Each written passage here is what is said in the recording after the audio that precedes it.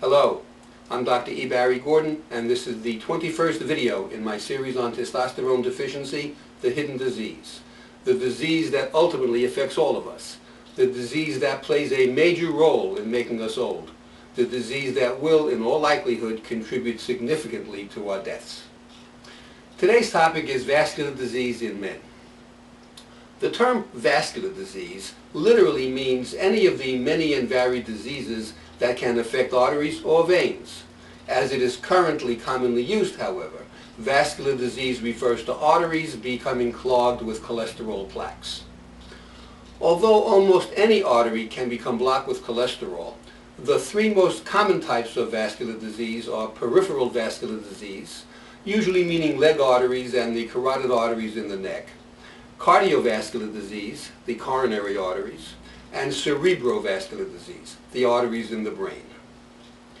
Clogged arteries in one place generally mean clogged arteries elsewhere, so there is every reason to believe that if testosterone deficiency predisposes to any vascular disease, it would predispose to all.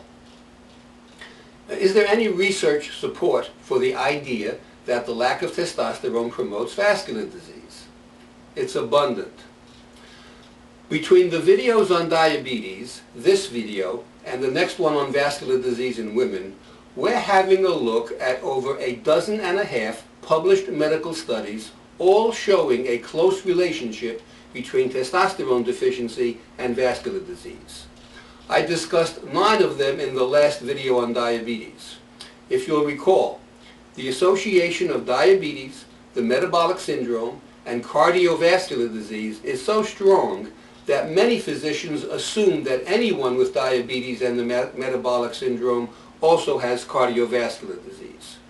One of those studies specifically stated that patients with testosterone deficiency have a higher risk of cardiovascular disease, and another specifically stated that patients who have their testosterone replaced have a lower risk of cardiovascular disease.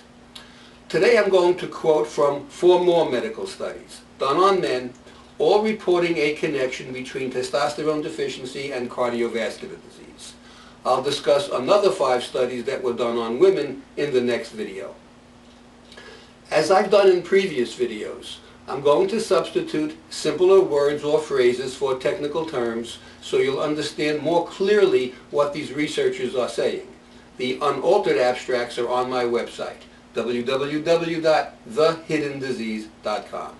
You'll also find there many dozens of published medical studies from leading research institutions, all the previously released videos in this series, and dozens of videos of interviews I've conducted with my patients.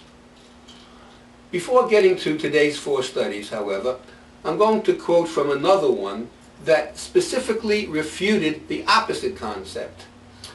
It's a fairly popular medical myth that testosterone itself can be a cause of cardiovascular disease. Many doctors use it as an excuse to avoid dealing with testosterone deficiency. This study on that issue was done in Columbia University and was published in the December 2005 issue of the American Journal of Cardiology. Quote, "There is no contraindication for testosterone therapy in men with cardiovascular disease and diagnosed testosterone deficiency, with or without erectile dysfunction."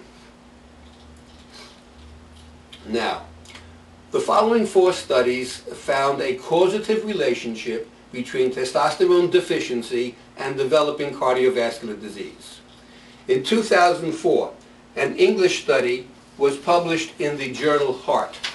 They wrote in the body of the abstract, quote, "Low serum testosterone is associated with several cardiovascular risk factors including cholesterol and triglyceride abnormalities, adverse clotting profiles, obesity, and insulin resistance." Close quote.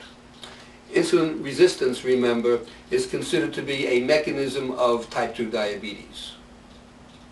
Before I quote their conclusion, I have to explain the word ischemia. Ischemia simply means an insufficient supply of blood. There is enough blood flow to keep whatever tissue is being supplied alive, but not healthy. when it comes to the heart, ischemia is most commonly detectable when a person is physically active and the heart needs more blood. It can show itself as chest pain, called angina, or can be detected when it causes an abnormal stress test. Now the study's conclusion.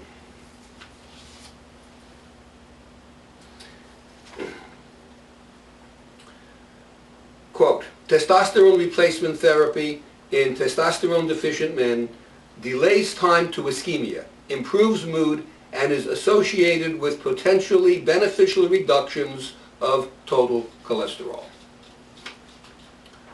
In other words, testosterone replacement enabled these men to do more before the blood supply to their heart became a problem. I have a woman patient who had stable and predictable angina, heart pain, for many, many years. Some months after starting testosterone replacement, it just disappeared. A study out of Rome, Italy, published in August 2006, concluded, quote, patients with coronary artery disease have lower testosterone levels than healthy controls. These changes are inversely correlated to the degree of coronary artery disease, suggesting that low plasma testosterone may be involved with the increased risk of coronary artery disease in men. This study was done in Ankara, Turkey, and was published in the May 2007 issue of the journal Coronary Artery Disease. Their conclusion, quote, a low level of free testosterone may be related to the development of premature coronary artery disease, close quote. Mount Sinai Hospital in New York came out with a study in June 2007. It had an interesting title, Why Men's Heart Break, Cardiovascular Effects of Sex Steroids. I'll quote from their abstract. Quote, recent cross-sectional studies associate low testosterone with a greater incidence of coronary artery disease in men. Testosterone has demonstrated effects on diabetes, obesity, clotting, and inflammation. Imbalance of sex steroids contributes to adverse cardiac effects in men. We have England, Italy, Turkey, and several major research institutions in the United States, all repeatedly finding that testosterone deficiency leads to clogged arteries. How many studies have to be done before the medical establishment wakes up and gives the disease of testosterone deficiency the attention it deserves? How many more millions have to become sick, disabled, and die from a disease that is so simply, safely, and cheaply treated? Once again, please go to my website, watch the videos, look at the medical studies. If you become educated about the hormone and the disease, you'll recognize testosterone nonsense when it's thrown at you, even by doctors. I'm Dr. E. Barry Gordon. Thank you for watching.